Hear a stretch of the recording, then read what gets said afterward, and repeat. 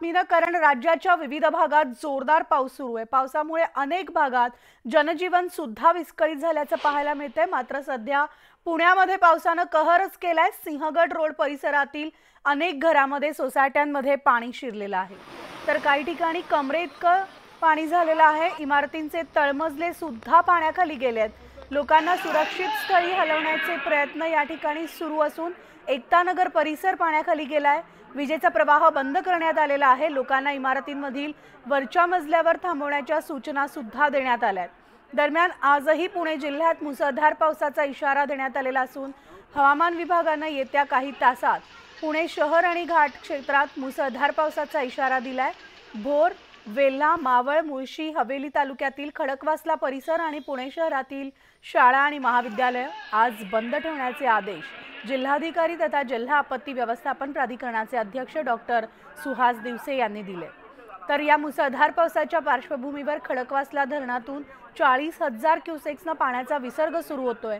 तसंच पुणे शहराच्या सखल भागात देखील पाणी साचण्याची शक्यता आहे। त्यामुळे आता नागरिकांनी दक्षता बाळगावी आणि आवश्यकता असेल तरच घराबाहेर पडावं, असं आवाहन जिल्हाधिकारी डॉक्टर दिवसे यांनी केलंय। पुण्यात रात्रभर तुफान पाऊस आहे आणि या पावसामुळे सगळीकडे पाणीच पाणी झालेलं असून अनेक ठिकाणी रस्त्यांना देखील नद्यांचं स्वरूप झालेलं आहे।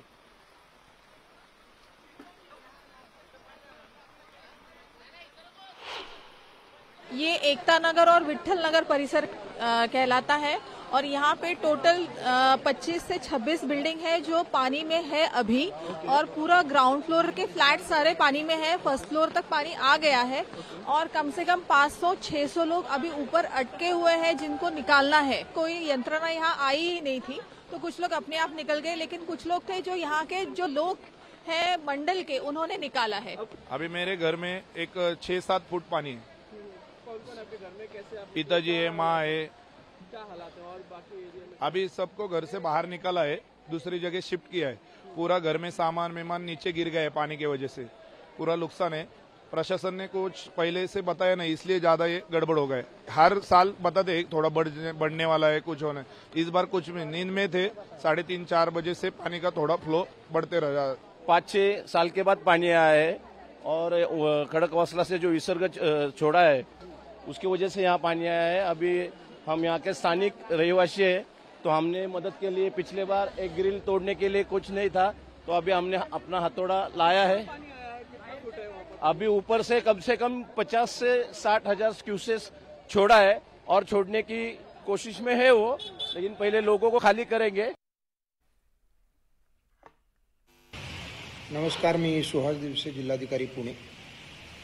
काल रात्री मावळ, मुळशी, बोरवेल्ला आणि खेड, जुन्नर, आंबेगाव या घाटमाथ्यावर खूप मोठ्या प्रमाणावर पाऊस पडलेला आहे।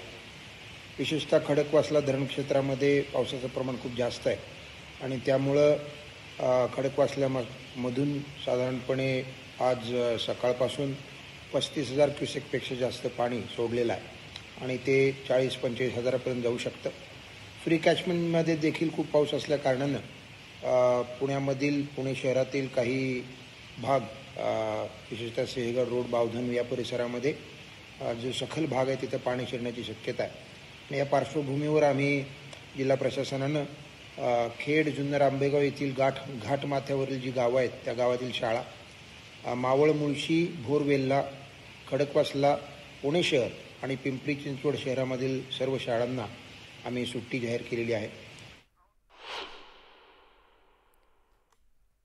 आणि आपण थेट पुण्यात जाणार आहोत। आमचे प्रतिनिधी वैभव सोनवणे आपल्यासोबत आहेत। वैभव, सध्या तुम्ही कोणत्या परिसरात आहात? तिथं काय आहे पावसाचं? आपण पाहतोय पुण्यात जवळपास महापूरच आलाय असं म्हणावं लागणार आहे आणि काही नागरिकांनी प्रशासनावर नाराजी सुद्धा व्यक्त केली आहे। काय अपडेट्स आहेत? मनाली, सिंहगड रोडला आम्ही आहोत। नदीपात्राला लागून असलेल्या इथल्या सोसायट्या ज्या आहेत यातल्या जवळपास 20 ते 25 सोसायट्या या पाण्याखाली गेलेल्या आहेत। सोसायटीच्या पार्किंगमध्ये साधारणपणे 4 ते 5 फूट पाणी जे आहे ते भरलेलं आहे। अनेक दुचाकी वाहनं जी आहेत, 4 चाकी वाहनं जी आहेत ती या पाण्यामध्ये अडकलेली आहेत आणि जवळपास 500 ते 600 लोक जी आहेत ती पहिल्या मजल्यावरती त्यांच्याकडे अडकून पहिल्या मजल्यावरती जाऊन तिथं थांबलेली आहेत. महापालिकेकडून त्यांना आवाहन करण्यात येत आहे. अग्निशमन दलाचे जवान सुद्धा त्यांना बाहेर काढायचा प्रयत्न करतायत. महापालिकेचा कंट्रोल रूमचे नंबर जे आहेत ते दिल्यानंतर आता जिथून जिथून त्यांना फोन येत आहेत तिथे हे जवान जाऊन त्यांना हाताला धरून बाहेर आणतायत. आता बोट जी आहे ही बोट नेऊन अडकलेल्या लोकांना बाहेर काढायचा प्रयत्न सुरू केला जातोय. मात्र या बोटीला इंजिन नसल्यामुळे प्रवाहाच्या विरोधामध्ये त्यांना पोहता येणार नाही असं चित्र आहे. त्या प्रवाहाच्या विरोधामध्ये त्यांना जाता येणार नाही रेस्क्यूसाठी. केवळ हातानं वल्लवत ही बोट जी आहे ती बोट जी आहे ती न्यावी लागते आणि लोक जी आहेत ती अडकलेली आहेत. याचं कारण रात्री उशिरा साधारणपणे 12च्या नंतर पाण्याचा विसर्ग जो आहे तो मोठ्या प्रमाणावरती वाढवण्यात आलेला होता. साधारणपणे 12 वाजेपर्यंत 8,000-7,000 क्युसेक पाणी जे आहे तेवढंच नदीपात्रामध्ये सोडलं जात होतं. मात्र रात्री 12 वाजता जसा धरणातला येवा वाढला, मोठ्या प्रमाणावरती धरण क्षेत्रात पाऊस झाल्यानंतर रात्रीतून हा डिस्चार्ज जो आहे तो सकाळी 6 वाजेपर्यंत 40,000 क्युसेक पर्यंत पोहोचलेला होता आणि पाऊस अजूनही थांबायचं नाव घेत नाहीये. संततधार जी आहे ती सुरू आहे. अनेक नागरिक जे आहेत ते भयावह अवस्थेमध्ये अडकलेले आहेत. सुरुवातीला जे रुग्ण आहेत किंवा ज्येष्ठ नागरिक आहेत त्यांना बाहेर काढायचा प्रयत्न जो आहे तो त्यांना रेस्क्यू करायचा प्रयत्न जो आहे तो अग्निशमन दलाकडून केला जातोय. पर्वती विधानसभेच्या आमदार जे आहेत माधुरी मिसाळ त्या सुद्धा इथं आलेल्या आहेत. माजी नगरसेवक आहेत सकाळपासून पहाटेपासून खरं तर इथल्या स्थानिक लोकांशी संपर्कात असलेले. त्यांनी सुद्धा यंत्रणांना वेळोवेळी कळवण्याचा प्रयत्न केला. मात्र सकाळी 6 वाजेच्या सुमारास हे सगळे अधिकारी जे आहेत किंवा प्रशासकीय यंत्रणा जी आहे ती सकाळी 6 वाजता इथं आली आहे असं दिसतंय एकूण. आणि या सगळ्या परिस्थितीमध्ये लोक आणखी किती काळ अशी अडकून पडणार हा सगळ्यात महत्वाचा मुद्दा असणार आहे. या भागातली लाईट जी आहे ती कट केली आहे. रेस्क्यूमध्ये सुद्धा मोठ्या अडचणी यायचं कारण म्हणजे या पुराच्या पाण्यामध्ये अनेक साप जे आहेत ते सुद्धा वाहून येताना मगाशी दिसलेले होते आणि त्यामुळे रेस्क्यूमध्ये सुद्धा अडचणी ज्या आहेत त्या मोठ्या प्रमाणावरती येत आहेत. तरी सुद्धा लोकांना बाहेर काढायचा प्रयत्न सुरू आहे. महापालिकेच्या अधिकाऱ्यांच्या म्हणण्यानुसार लोक स्वतःहून बाहेर यायला तयार नाहीयेत. कारण पहिल्या मजल्याच्या वरती पाणी येणार नाही अशी लोकांची खात्री आहे असं ते या अधिकाऱ्यांना सांगतायत. दरवर्षी ही परिस्थिती उद्भवते आणि आम्ही पहिल्याच मजल्यावर थांबतो असं सुद्धा काही नागरिकांचं म्हणणं आहे. या सगळ्या पार्श्वभूमीवरती या अशा पद्धतीनं लोकांना बाहेर काढायचं कसं हा सगळ्यात महत्वाचा मुद्दा असणार आहे. एरवी तांत्रिक नोंद म्हणून 70,000 क्युसेक पाणी सोडल्यानंतर या परिसरामध्ये पाणी भरतं. मात्र यंदा प्रत्यक्षात 40 ते 45,000 क्युसेकच पाणी सोडल्यानंतर या परिसरात 4 ते 5 फूट पाणी जे आहे ते भरलेलं आहे. या अशा परिस्थितीमध्ये याचं कारण काय, शहरामध्ये सुद्धा मोठ्या प्रमाणावरती पाऊस जो आहे तो पाऊस झाल्यामुळे नदीपात्रात हे पाणी सगळं एकत्रितरित्या आलंय आणि त्याचा परिणाम जो आहे आता तो हे पाणी जे आहे ते नदीपात्रालगतच्या इमारतींमध्ये शिरायला सुरुवात झालेली आहे. दुर्दैवानं काल रात्री पाऊस सुरू झाल्यानंतर 3 जणांचा बळी जो आहे तो विजेचा प्रवाह पाण्यात उतरल्यानं डेक्कनच्या परिसरात पुलाच्या वाडीजवळ झालेला होता. 3 बळी जे आहेत ते या पावसामध्ये गेलेले आहेत आणि या सगळ्या पार्श्वभूमीवरती ही सगळी परिस्थिती जी आहे ती अत्यंत भयावह आहे. पाऊस जोवर थांबत नाही तोपर्यंत अनिश्चितता जी आहे ती संपत नाही. हे लोक कधीपर्यंत अडकून पडलेले असतील. मनाली, निश्चितच वैभव, तुम्ही सगळ्या सविस्तर इथला आढावा देताय. आणि आता सध्या वैभव पुण्यामध्ये पावसाची काय परिस्थिती आहे? पाऊस तसाच सुरू आहे का? पावसाची संततधार आहे का? पावसाबद्दलचे काय अपडेट्स आहेत? हवामान विभागाकडनं काही सांगण्यात आलंय का? मनाली, वैभव, मी थोडं थांबवते. आपल्यासोबत आहेत सुप्रिया सुळे, खासदार, बारामतीच्या खासदार सुप्रिया सुळेताई आपल्यासोबत आहेत. सुप्रियाताई, न्यूज 18 लोकमतमध्ये आपलं स्वागत. आणि आपण पाहतोय राज्यातल्या विविध जिल्ह्यांमध्ये मुसळधार पाऊस सुरू आहे. पुण्यात मात्र महापूर आल्याची परिस्थिती निर्माण झाली आहे. सिंहगड रस्ता तर अक्षरशः 5 ते 6 फुटांपर्यंत पाणी झालेलं दिसतंय. सुप्रियाताई, मी पुण्याचे कलेक्टर यांच्याशी माझी सकाळी सविस्तर या सगळ्या विषयात चर्चा झालेली आहे. सगळी यंत्रणा आणि आमच्याही संघटनेतले सगळे लोक, हा काय राजकारण करायचा वेळ नाही, ही माणुसकीची वेळ आहे. त्यामुळे आमचेही सगळे सहकार्यांना आम्ही विनंती केली आहे की आपण सगळ्यांनी मिळून आता मदतीला उतरलं पाहिजे. प्रशासनाला जी काही मदत लागेल त्याच्यात आमचे सहकारी पदाधिकारी हे पूर्ण ताकदीने सहकार्याला उतरले आहेत ऑलरेडी. आणि हे अर्थातच पुण्यामध्ये जे मी अनेक वर्ष हे बोलत आलेले आहे की बिग तिकीट इन्फ्रास्ट्रक्चर प्रोजेक्ट हे सगळे एका वेळेस काढतात. पुण्याच्या नाल्यांबद्दल अनेक वर्ष वंदना चव्हाणांनी सातत्याने बोलत आलेलं की नाल्यांवर लक्ष ठेवा, नाले सफाई, आणि कुठलाही नाला हा ब्लॉक होता कामा नये. पण पुण्यामध्ये प्रशासनाने डेव्हलपमेंटच्या नावावर पुण्यामध्ये हे मागच्याही वर्षी झालं होतं, त्याच्या मागच्या वर्षी झालं होतं, आणि सातत्याने कशाही बिल्डिंगी बांधल्या जातात, नाले सफाई होत नाही. एवढे करोडो रुपये नाले सफाईमध्ये मे महिन्यात जर आपल्या पुणे म्युन्सिपल कॉर्पोरेशनने दिले तर मग ते पैसे गेले कुठे? नाले साफ झाले नाही आहेत पुण्याचे. आणि प्रशासन काय करतंय मग? सुप्रियाताई, तुम्ही हा जो प्रश्न खरं तर उपस्थित केलाय, तुम्ही असंच सोबत राहा, कारण आपल्यासोबत आता केंद्रीय राज्यमंत्री मुरलीधर मोहोळ सुद्धा जोडले गेलेत. मी थेट त्यांच्याकडे जातीये. मुरलीधर मोहोळजी, तुम्ही सुद्धा पाहताय पुण्यात सध्या काय परिस्थिती झाली आहे. संपूर्ण पुणे जवळपास जलमय झालंय आणि सुप्रियाताईंनी सुद्धा मुद्दा उपस्थित केलेला आहे की त्यांचं हेही म्हणणं आहे की हे राजकारण करण्याची वेळ नाही, नागरिकांना तातडीनं मदत देणं आवश्यक आहे. मात्र पुण्यामध्ये दरवर्षी ही परिस्थिती उद्भवतीये, इन्फ्रास्ट्रक्चरला घेऊन असेल किंवा नाले सफाई नीट झालेली नाही, आणि या सगळ्याचा परिणाम जनजीवनावर झालेला दिसतोय. हॅलो, हा बोला. नमस्कार. आणि मला असं वाटतं की ताई म्हणाल्या तसंच आहे, हे राजकारण करण्याची वेळ नाही. आणि याच्यामध्ये आत्ताची परिस्थिती वेगळी आहे. धरण साठा जो आहे, जे धरण साखळी जी आहे, पानशेत असेल, वरसगाव असेल, खडकवासला या परिसरात प्रचंड पाऊस झाला आणि त्या पावसामुळे या धरण साठ्यामध्ये प्रचंड वाढ झाल्याने पाण्याचा विसर्ग केला गेलाय आणि त्यामुळे पाणी लोकांच्या घरामध्ये घुसलंय. ही वस्तुस्थिती आहे. आज कुठला नाला किंवा काही याच्यामुळे मला असं वाटतं हा नाही. एकतर 45,000 क्युसेकच्या वरती जर पाणी धरण साठ्यातनं सोडलं गेलं तर लोकांच्या घरात जी नदीच्या आजूबाजूला जी काही सगळा भाग आहे, मग सिंहगड रोड आहे, पाटील इस्टेट आहे, संगमवाडी आहे, खिलालेवाडी, या भागात पाणी जातंय. इथून मागची सुद्धा आपल्याला अनेक घटना झालेल्या माहिती असतील. 45,000 क्युसेकच्या वर जर पाणी सोडलं गेलं, आज सकाळी 7 वाजता जवळपास 55,000 क्युसेक पाणी सोडलं गेलं आणि म्हणून रात्रीपासून सातत्यानं याच्यामध्ये वाढ होत आली आणि म्हणून हे पाणी वाढलंय. निश्चितपणे राजकारणाची वेळ नाही, परंतु आता या संपूर्ण जिल्ह्यात पाऊस झाला आणि या धरण साखळीमध्ये प्रचंड पाऊस झाल्यानं तिथून पाणी हे सोडलं गेल्यामुळे लोकांच्या घरात पाणी जातंय. मला असं वाटतं की हे वस्तुस्थिती ही आहे.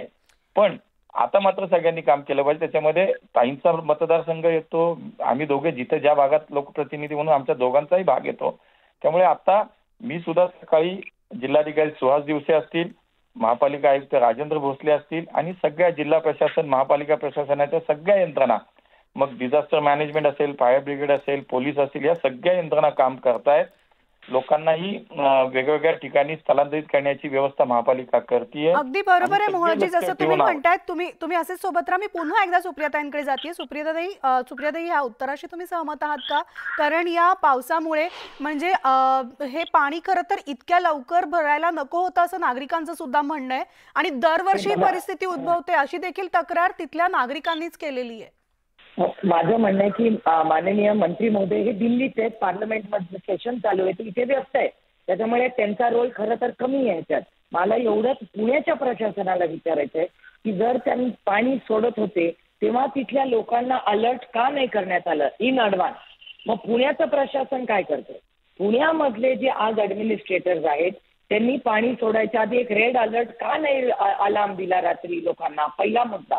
दुसरा मुद्दा, आत्ता शाळेच्या सुट्ट्या वगैरे करतायत, विजेचे लाईट 3 लोक इलेक्ट्रिक्यूट होऊन आत्ताच गेलेले आहेत अंड्याची गाडी वाचवताना, तेव्हा वीज बंद करून थोडंसं नियोजन, एक अलर्ट का नाही लोकांना करण्यात आलं? आणि हा मुरली भाऊंचा विषयच नाही, कारण का ते पार्लमेंटमध्ये दिल्लीत आहेत हे मला माहिती आहे. मी उगाच राजकारण कधीच करत नाही आणि क्रायसिसमध्ये तर विषयच नाही.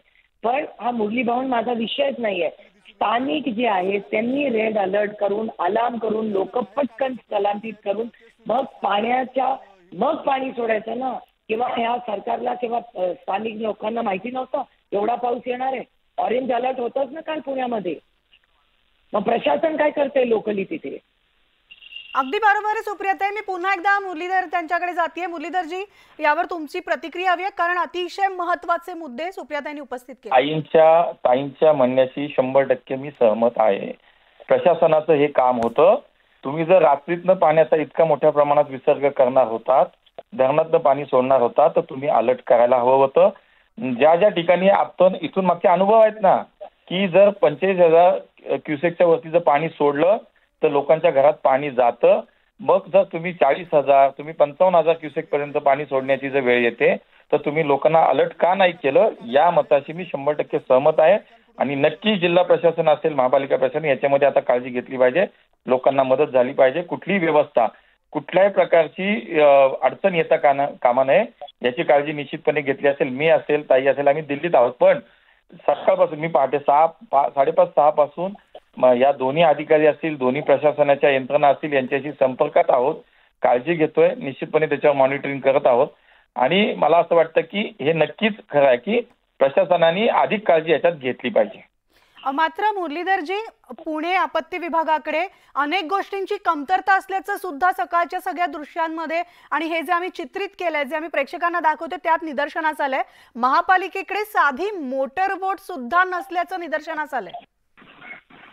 नाही, आता जी परिस्थिती आहे मला असं वाटतं आता आपण या सगळ्या याच्यामध्ये जी काय कमतरता असेल, जे दिसतंय त्याच्यावरती 100% सूचना करू. पण मला असं वाटतं की आताची वेळ ही आहे की मदत कार्य करण्याची आहे. सगळ्यांनी मिळून मला असं वाटतं त्याच्यावरती आता फोकस केलं. सुप्रियाताई, नागरिकांना तुम्ही काय आवाहन कराल पुणेकरांसाठी? मी एवढीच सगळ्यांना विनंती करीन की घराच्या बाहेर पडू नका, एकामेकाला मदतीला आता धावून जा आणि सगळे एकत्र, म्हणजे मुरली भाऊ असतील, आम्ही असतील, दोन्ही आमच्या सगळ्या संघटनेतले कार्यकर्ते, पदाधिकारी, सेफ्टी फर्स्ट, प्रत्येकाने उत्साहाच्या भरात अरे काय चाललंय बघूया असलं प्लीज माझी विनम्र विनंती आहे. घराच्या बाहेर गरज म्हणजे मेडिकल इमर्जन्सी असल्याशिवाय कृपा करून घराच्या बाहेर पडू नका. आणि प्रशासनाला जी काही मदत लागेल ती आम्ही करायला तयार आहोत. आपण सगळे मिळून पुण्याची गाडी जी आता ऑफ ट्रॅक झाली आहे ती ट्रॅकवर आणूया आणि त्याच्यानंतर बघूया काय लढाई लढायची. पण आज कोणीही घराच्या बाहेर पडू नये आणि वीज लाईट प्रत्येकाने अर्जंटली बंद करा.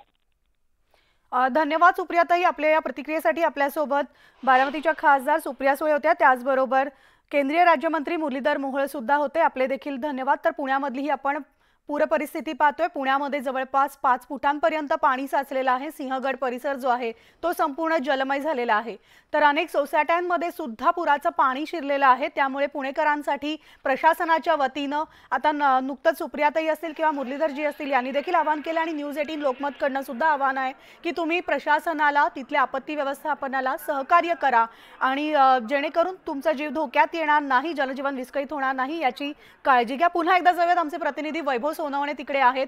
वैभव, अतिशय पुण्यामधलं आपण जलमय परिस्थिती पाहतोय. नुकतंच सुप्रियाताई आणि मुरलीधरजींनी सुद्धा न्यूज 18 लोकमतला प्रतिक्रिया दिलेली आहे. नागरिकांना सहकार्य करण्याचं आवाहन देखील केलंय. सध्या राजकारण नको असं म्हणतायत, मात्र अनेक आपत्ती व्यवस्थापनाकडे अनेक गोष्टींची कमतरता असल्याचं सुद्धा पाहायला मिळतंय. अनेक नागरिक खाली उतरलेले आहेत. तर काय सध्या तिथं परिस्थिती आहे, काय सध्या चालू आहे? मनाली परिस्थिती अत्यंत हलाखीची आहे. महापालिकेची रेस्क्यूसाठीची जी बोट आहे ती बोट बाजूला लावण्यात आलेली आहे कारण तिला इंजिन नाहीये, ही मोटर बोट नाहीये. त्यामुळे आतून जो पाण्याचा प्रवाह मोठ्या प्रमाणावरती येतोय तिथं ही बोट घेऊन जाणं शक्य नाही. आणि आतमध्ये साधारण 400 ते 500 लोक जे आहेत ते अडकलेले आहेत. पहिल्या मजल्यापर्यंत काही इमारतींमध्ये पाणी जे आहे ते आता भरलेलं आहे. जे जास्त नदीच्या कडेला आहेत तिथं पहिल्या मजल्यापर्यंत पाणी आल्यामुळे आता लोक जरा गडबड करायला लागली आहेत. आतापर्यंत लोक ही पहिल्या मजल्यावरती किंवा उंचावरती जाऊन सुरक्षित असल्याचे निरोप जे आहेत ते देत होते. मात्र प्रत्यक्षात आता पाण्याची पातळी वाढते. अजून साधारणपणे 60 ते 65 हजार क्युसेक पर्यंत हा विसर्ग जो आहे तो वाढवला जाईल असं सांगितलं जातंय. आणि त्यात शहरात सुद्धा संततधार पावसाची सलग सुरू आहे. त्यामुळे रेस्क्यूसाठी ज्या अत्यावश्यक गरजेची उपकरणं आहेत त्याच्यामध्ये मोटर बोट ही अत्यंत गरजेची आहे. मात्र अग्निशमन दलाकडून अजूनही मोटर बोट जी आहे ती इथं आणण्यात आलेली नाही किंवा रेस्क्यूसाठी ज्या पद्धतीनं रेस्क्यू करणं अपेक्षित आहे एनडीआरएफ कडून ते सुद्धा होताना दिसत नाहीये. महापालिकेचे सहाय्यक आयुक्त आपल्या सोबत आहेत, त्यांना विचारू सर आताची परिस्थिती काय आहे नेमकी? पहिल्या मजल्यावर मागे लोक अडकलीत, ते असं म्हणतात की बाहेर यायचं पण तिथं कोणी येत नाहीये, पाणी पहिल्या मजल्यापर्यंत गेले नाही. इथे प्रथम प्रगती पार्क म्हणून सोसायटी आहे, तिथे आपली आता अग्निशामक यंत्रणा आणि महापालिका यंत्रणा दोन्ही गेलेल्या आहेत. नागरिकांना बाहेर काढण्याचं काम सुरू करत आहोत. दुसऱ्या बाजूने गेलेले आहेत. आणि या मोटर बोटची सारखी मागणी होते. इथल्या स्थानिकांचं सुद्धा म्हणणं आहे की जर बोटीला इंजिन असतं तर आतमध्ये गेली असती. आता प्रवाहाच्या विरोधात जाता येत नाहीये त्यांना. नाही, मोटरबोट सुद्धा आलेली आहे, पण नागरिकांनी प्रथमपासूनच बाहेर येण्यास विरोध केलेला आहे. लोकांचं असं म्हणणं होतं की आमचा हा दरवर्षीचा अनुभव आहे, पाणी फार फार पहिल्या मजल्यापर्यंतच येतं, त्यावर पाणी वाढत नाही. नागरिक पहिल्या मजल्यावरून दुसऱ्या मजल्यावर शिफ्ट होतात, तेव्हा ते